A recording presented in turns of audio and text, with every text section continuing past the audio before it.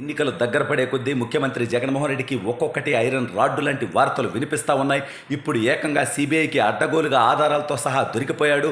మరి ఢిల్లీ నుంచి సిబిఐ టీములు అమరావతికి బయలుదేరినట్టుగా వార్తలు వస్తూ ఉన్నాయి. అసలు జగన్మోహన్ రెడ్డిని ఏ విషయంలో సిబిఐ అదుపులోకి తీసుకునేటువంటి అవకాశం ఉంది? మరి ఇప్పుడు జగన్మోహన్ రెడ్డి ఏం చేస్తాడు? సిబిఐ ఎందుకింత వేగంగా స్పందిస్తోంది అనేది వీడియోలో వివరించబోయే ముందుగా ఇప్పటివరకు మన ఛానల్ సబ్స్క్రైబ్ చేయని వాళ్ళు ఖచ్చితంగా సబ్స్క్రైబ్ చేయండి, మరో 10 మందితో చేయించండి. ఇక విషయానికి వస్తే మన 420 ముఖ్యమంత్రి తన తండ్రి అధికారాన్ని అడ్డం పెట్టుకొని వేలాది కోట్లు దోచుకొని 16 నెలలు జైల్లో చెప్పకూడదు తిని వచ్చినటువంటి విషయం మనందరికీ తెలుసు.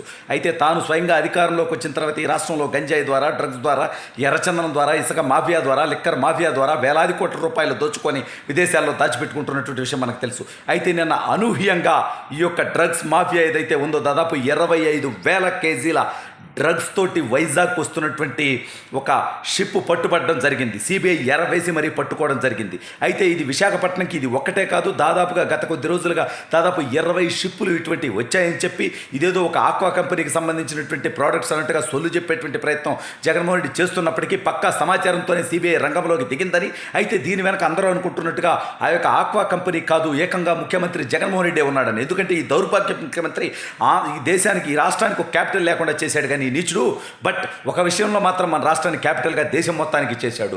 డ్రగ్స్ క్యాపిటల్గా, గంజాయి క్యాపిటల్గా ఆంధ్రప్రదేశ్ రాష్ట్రాన్ని దిగజార్చినటువంటి ఈ దౌర్భాగ్యపు ముఖ్యమంత్రి దేశం మొత్తానికి ఇక్కడి నుంచి డ్రగ్స్, గంజాయి సరఫరా చేస్తూ వేలాది కోట్ల రూపాయలు దోచుకుంటా ఉన్నాడు. అయితే గతంలో వచ్చినటువంటి 20 షిప్పులకు సంబంధించినటువంటి సమాచారం కూడా పూర్తి స్థాయిలో సిబిఐ దగ్గర ఉందని, వీటన్నిటి వెనక ఉన్నది జగన్మోహన్ రెడ్డి అని వచ్చేటప్పుడు యూరప్ నుంచి వచ్చేటప్పుడేమో అవి డ్రగ్స్ తీసుకొచ్చి ఇక్కడ డంప్ చేయడం, అదేవిధంగా ఇక్కడ జగన్మోహన్ రెడ్డి గత 4 సంవత్సరాల 11 నెలలుగా దోచుకున్నటువంటి డబ్బు మద్యం మాఫియా ద్వారా, ఇసుక మాఫియా ద్వారా, ఎర్రచందనం మాఫియా ద్వారా, గంజాయి మాఫియా ద్వారా, ఈ డ్రగ్స్ మాఫియా ద్వారా ఏదైతే దోచుకున్నాడో ఈ డబ్బుని విదేశాలకు తరలిస్తున్నారని. ఏదైతే గతంలో జగన్మోహన్ రెడ్డి దావోస్ పోతున్నా అని చెప్పి మధ్యలో ఆగి లండన్లో ఆగి, ఆ లండన్లో కూడా ఉండకుండా పక్కనే ఉన్నటువంటి కేమన్ ఐలాండ్ అనేటువంటి ఒక ఫ్రాడ్ ఐలాండ్, ఈ రకంగా దోచుకున్నటువంటి డబ్బు దాచుకునేటువంటి ఐలాండ్కి జగన్మోహన్ రెడ్డి పోయాడు. సో ఈ యొక్క షిప్పులు ఇక్కడి నుంచి రిటర్న్ వెళ్ళేటప్పుడు ఇక్కడ జగన్మోహన్ రెడ్డి దోచుకున్నటువంటి డబ్బంతా కూడా ఆ షిప్పుల్లో డంపింగ్ చేసుకొని ఆ కేమన్ ఐలాండ్కి తీసుకెళ్తున్నాడు అనేటువంటి వార్తలు వస్తూ ఉన్నాయి. ఈ నేపథ్యంలో సిబిఐ అంటే ఈ దేశంలో ఏదో చిన్న సన్న వర్కుల్లో ఫ్రాడ్ చేస్తే ఓకే, కానీ ఈ దౌర్భాగ్యుడు ఏకంగా ఆంధ్రప్రదేశ్ రాష్ట్ర పొరుగుని ఈ రాష్ట్రంలో తీయటం, ఈ దేశంలో తీయటం కాదు, ప్రపంచవ్యాప్తంగా ఉలిక్కిపడేటువంటి పరిస్థితి. ఎందుకంటే చిన్న సన్న విషయం కాదండి, 25,000 కేజీల డ్రగ్స్ అంటే ఎంత ఘోరమైనటువంటి విషయం. ఎందుకంటే డ్రగ్స్ అనేది మనకు తెలియదు, మనం ఎప్పుడు చూడాల, బట్ అదేదో ఒక్క రేవట అంత ఘోరం, అంత గ్రాము కాదు, చాలా చిన్నది, గ్రాము కంటే మిల్లీగ్రాము లాంటిది వాడితేనే ఘోరం అంట.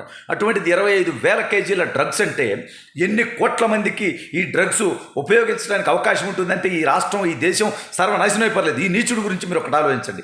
దాదాపు 30,000 మంది ప్రజలు ఈ జగన్మోహన్ రెడ్డి జేబ్రాండ్ లిక్కర్ తాగి చనిపోయారు. 30 లక్షల మంది కిడ్నీలు, ఆరోగ్యం పాడైపోయింది ఈ యొక్క జగన్మోహన్ రెడ్డి జేబ్రాండ్ల ద్వారా. ఎందుకంటే అందులో విషపూరితమైనటువంటి హానికరమైనటువంటి కారకాల యొక్క మధ్యంలో కలుపుతున్నారు. అయితే ఈరోజు సిబిఐ రంగంలోకి దిగిన తర్వాత మనం చూస్తూ ఉన్నాం, గత కొద్ది రోజులుగా సిబిఐ కానీ, ఈడీ కానీ చాలా వేగంగా ఉన్నాయి. సరే, తన సొంత బాబాయిని వేసేసినటువంటి కేసులో సిబిఐ చాలా స్లోగా ఉంది, మీ బోటోళ్ళకి అనుమానం వస్తాయి. అదేవిధంగా తిన కేసుల్లో స్వయంగా లక్షల కోట్లు దోచుకున్నటువంటి కేసుల్లో కూడా సిబిఐ చాలా స్లోగా ఉంది, అది మీకు తెలుసు. కనీసం 10 సంవత్సరాలుగా కోర్టు కూడా వెళ్ళట్లేదు ఈ డెకాయిడ్ జగన్మోహన్ రెడ్డి, అది తెలుసు.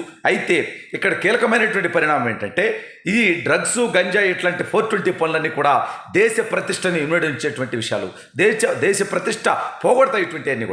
వీటిల్లో ఏకంగా స్వయంగా ఒక ముఖ్యమంత్రి స్థాయి వ్యక్తి, ఎందుకంటే ఇతని జీవితం ఏందండి, ఇతను బతికేందండి, మొత్తం మోసం, మొత్తం దగా, మొత్తం కుట్ర.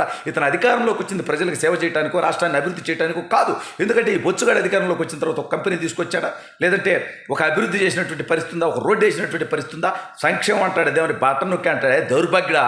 దాదాపు 11 లక్షల కోట్ల రూపాయలు అప్పు చేస్తే నువ్వు, ఇది కాకుండా రాష్ట్ర బడ్జెట్ ఒక 7 లక్షల కోట్లు ఉందా, అంటే దాదాపు 19 నుంచి 20 లక్షల కోట్ల రూపాయల నిధుల్ని గత 4 సంవత్సరాల 11 నెలల్లో నువ్వు ఎక్కడ వినియోగించావు? ఇందులో 2.5 లక్షల కోట్లు నేను బటన్ నొక్కా అంటావు. మిగిలిన 16 లక్షలకు పైగా కోట్ల రూపాయలు నువ్వు ఏం చేశావు? ఎవరి దగ్గరికి పంపించావు? నేను చెప్తున్నా, జగన్మోహన్ రెడ్డి 4 సంవత్సరాల 11 నెలల కాలంలో దాదాపు 4.5 లక్షల కోట్ల నుంచి 5 లక్షల కోట్ల అవినీతి చేసి ఈ డబ్బుని విదేశాలకు పంపించు. జగన్మోహన్ రెడ్డి అనేటువంటి పోర్టుంటి గతంలో తన తండ్రి అధికారంలో ఉన్నప్పుడు చేసినటువంటి తప్పుడు పనులకి అనేక మంది ఐఏఎస్లు బలయ్యారు, ఐపీఎస్లు బలయ్యారు, మంత్రులు బలయ్యారు, శాసనసభ్యులు బలయ్యారు. ఈసారి జగన్ తప్పులకు సహకరిస్తున్నటువంటి పోలీసులు, అధికారులు, ఐఏఎస్లు, ఐపీఎస్లు, పారిశ్రామికవేత్తలు, వైసీపీ నాయకులు, మంత్రులు, శాసనసభ్యులు అనేక మంది రాబోయే రోజుల్లో జైలు పాలవుతారు, కోర్టు చుట్టూ తిరుగుతారు. కానీ జగన్మోహన్ రెడ్డి దోచుకున్నటువంటి డబ్బంతా కూడా విదేశాల్లో, యూరప్ కంట్రీస్లో, ఐలాండ్స్లో దాచుకున్నాడు. కాబట్టి ఇతను ఎన్నికల్లో ఓడిపోయిన వెంటనే ప్రత్యేక విమానంలో పారిపోయేటువంటి అవకాశం ఉంది. ఆల్రెడీ ఇద్దరు కుమార్తెలను అక్కడే పెట్టుకున్నాడు. ఇక తల్లిని చెల్లిని గాలికి వదిలేశాడు. కేవలం ఇక్కడ మిగిలి ఉండేది జగన్మోహన్ రెడ్డి, తన సతీమణి భారతీరెడ్డి. వీళ్ళిద్దరూ ఒక ప్రైవేటు విమానం ఎక్కేసి వెళ్ళిపోయారంటే ఇక వాళ్ళు సేఫ్ అయిపోయినట్టే. కానీ వీళ్ళ తప్పుడు పనులకు ఎవరైతే సహకరిస్తారో వాళ్ళందరూ అడ్డంగా దొరికిపోయినట్టే. వాళ్ళ జీవితాలు బుగ్గిపాలవుతాయి. జగన్ నమ్మి బాగుపడినోడు స్వామి. ఉత్తమ ఐఏఎస్గా ఉన్నటువంటి శ్రీలక్ష్మి గారు జగన్ వల్ల జైలు పాలేదు. మీ అందరికీ తెలుసు కదా. ధర్మాన దగ్గర నుంచి సవితా ఇంద్రారెడ్డి దాకా అనేక మంది ఇప్పటికీ కోర్టుల చుట్టూ తిరుగుతూ ఉన్నారు. ఈ రకమైనటువంటి నీచమైనటువంటి చరిత్ర కలిగినటువంటి జగన్మోహన్ రెడ్డి ఇవాళ ఈ డ్రగ్స్ విషయంలో ఖచ్చితంగా జగన్మోహన్ రెడ్డి పాత్ర ఉంటుంది. ఎందుకంటే ఇతని చరిత్ర అట్లాంటిది, ఇతని బతుకట్లాంటిది, ఇతని జీవితం అట్లాంటిది. అటువంటి దౌర్భాగ్యమైనటువంటి వ్యక్తి ఏకంగా రాష్ట్ర ముఖ్యమంత్రిగా ఉంటే ఇతను ఖచ్చితంగా ఇటువంటి పనులు చేస్తాడు. సిబిఐ మరింత లోతుగా అధ్యయనం చేసి అవసరమైతే జగన్మోహన్ రెడ్డిని అదుపులోకి తీసుకోవాలి.